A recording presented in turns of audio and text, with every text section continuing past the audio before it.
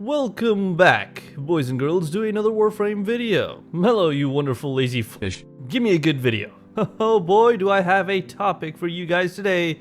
Imagine coming back to Warframe after some time and the first thing you see everywhere is, oh no, melee nerfs. Like, really? Again?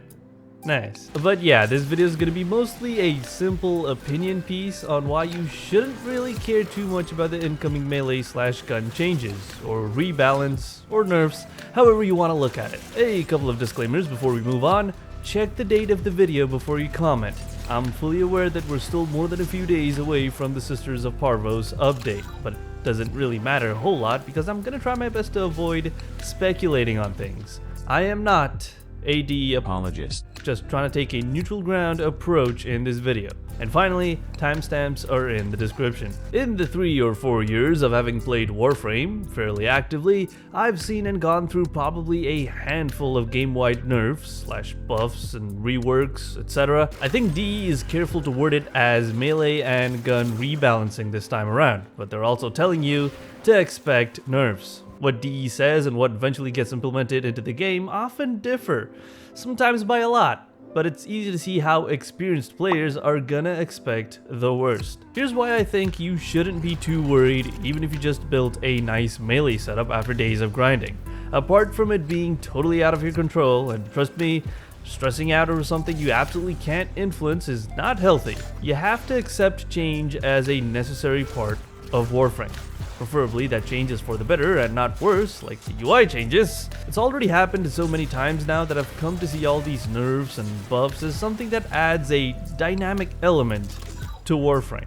I know, kinda sounds like a whole lot of BS. But try looking at it as something that helps promote variety in the game. Not necessarily people moving from one meta to another, but for example, weapon types that were completely ignored because they were dumpster fires prior to a change, see almost all secondaries, then becoming more popular among players. For me, I think the feel of a weapon is more important than just raw stats, if you want to encourage more players to adopt them into their loadouts, for example, but that's delving into a different topic. Instead of looking at the incoming changes as big bad nerfs, think of reasons why it could possibly be a good thing.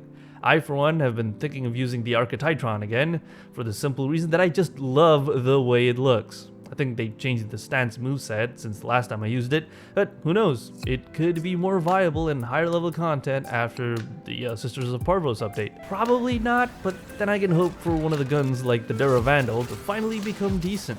Or maybe even this thing. Yeah, longtime members of the channel, you guys know what this is about. Now, don't get me wrong, I'm not telling you to just bend over and take the upcoming update from DE like a good obedient Tenno. They can't possibly make it worse than Scarlet Spear or Kuvalich 1.0, right? Anyways, it's probably not gonna be the end of the world. It's just a game, and for me as a MR30 player, almost any sort of change is gonna be positive because then I have something to do at least.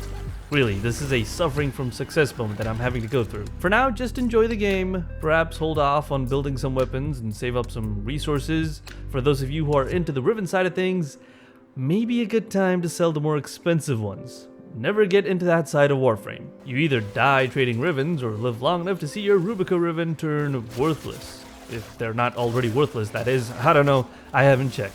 Please feel free to leave your thoughts down in the comments below, and if you don't have anything in mind, just say hello. Go ahead, I'll give you a heart. For those of you who are new here, here's an important message. You see that channel logo down there? Go ahead and tap or click on that. It'll take you to the channel page. Once you're over there, have a quick look around, and if you vibe with the content, please do consider subscribing.